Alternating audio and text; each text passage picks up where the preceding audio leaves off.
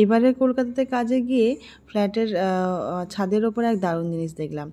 একটা সুন্দর আম গাছ আছে আমাদের ছাদের সাথেই লেগে, তাতে এত আম ধরেছিল। এবার এখানে তো এত আম হয়নি, কিন্তু ওইখানে দেখলাম আম গাছগুলোতে বেশ ভালোই আম ধরেছে।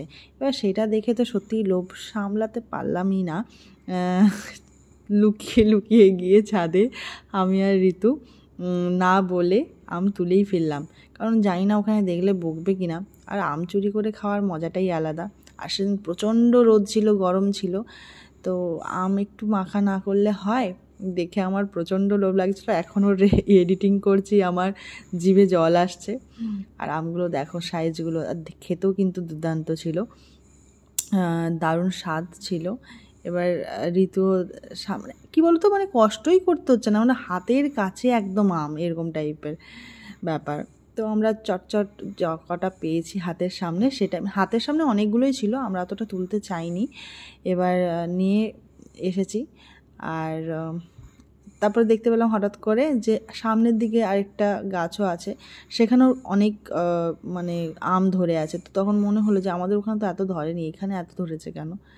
তো এই 3টে মতো আম নিয়ে এসেছিলাম। আর এইদিকে চলছিল বাড়ির হচ্ছে যে ইন্টেরিয়রের কাজ, দায়িত্ব ছিল বরের ওপর।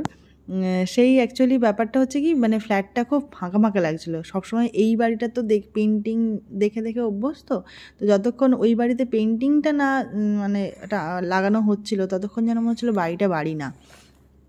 তো তাই জন্য ও সেটা সব ঠিকঠাক করছিল। আর এদিকে দেখো আমটা ছুলে নিয়েছি, আর বেশিটা করলাম না, তাও হাফটা আম রয়ে গেছিলো প্রায়। আরেকটা আম নিয়েও এসেছিলাম বাড়ি, কারণ ও অসুস্থ হয়ে যেতে পারি, ওই জন্য বেশি রিস্ক নিইনি। আর একটু লঙ্কা আর বিট নুন মাখিয়ে এটাকে রোদে দিয়েছিলাম, ঠিক আছে। আর আমি বারবারই, সত্যি কথা বলতে আমার এখনও সত্যিই জল আসছে জিভে, আমি মানে বলতে পারবো না, এতটাই ইচ্ছে করছে আবার খেতে। তো রোদ দেখে দেখে একটু রোদে দিচ্ছিলাম, কিন্তু বিশ্বাস করো রোদে দেওয়ার মানে কোনো হয়নি, কারণ ওইখানেই আমরা দাঁড়িয়ে দাঁড়িয়ে দেখ একটা কেমন হয়েছে, ওই আরেকটু দেখি দাঁড়াও কেমন হয়েছে, আরেকটু মনে হয় নুন লাগবে, এই করতে করতে আমরা খেয়ে ফেলেছিলাম। দারুণ হয়েছিল টেস্ট। আর এটাই অ্যাকচুয়ালি এই গরমের প্রথম আম মাখা খাওয়া হয়েছিল। আর আগের বছর আমার মনে আছে ক্লাসের সময় অর্পিতাদি আম মেখে নিয়ে আসতো এরকম করে। আর হাসিদি, মানে অনেক আম তুমি আমার জন্য সেই সময়, আমার ছেলে তখন ছিল পেটের মধ্যে, তো প্রচুর আম দিয়েছিলে, আর অর্পিতাদি সেগুলো মেখে মেখে নিয়ে আসতো। এই দেখো আমরা টেস্ট করতে করতে করতে করতেই পুরো শেষ করে ফেলেছিলাম আর কি।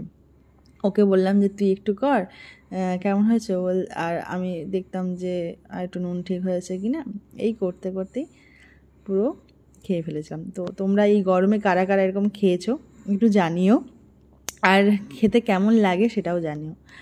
আর এই হলো লাগানোর পরে, দেখো পেন্টিংগুলো লাগানোর পরে বাড়ির পুরো মানে চেঞ্জ একদম, আমার খুব ভালো লাগে, এই জন্যই খুব সুন্দর লাগছে আমার ওই জায়গাটা। তো ওইটা একটু তোমাদের সাথে শেয়ার করবো বলে ভিডিওটা নিয়েছিলাম। তবে এটা রাত্রে তুলেছিলাম, আর অনেক রাত করেও বাড়ি ফিরেছিল। আর হঠাৎ করে অ্যাকচুয়ালি তখনই আমি দরজা খুলতে যাব বলেই তখন আমার মনে হলো যে যা পেন্টিংটা টাঙানোর পর তো নেওয়া হয়নি, নিতে গেছি, তখন ও ঢুকছে, ও ভেবেছে যে ও দেরি করে ঢুকছে বলে আমি ভিডিও করছি, যে তাই না বলছে যে আসামি দেরি করে এসছে বলে কি কোনো মানে শাস্তি দেওয়ার ব্যবস্থা হচ্ছে। তো এই ছিল আমাদের সেই দিনটা।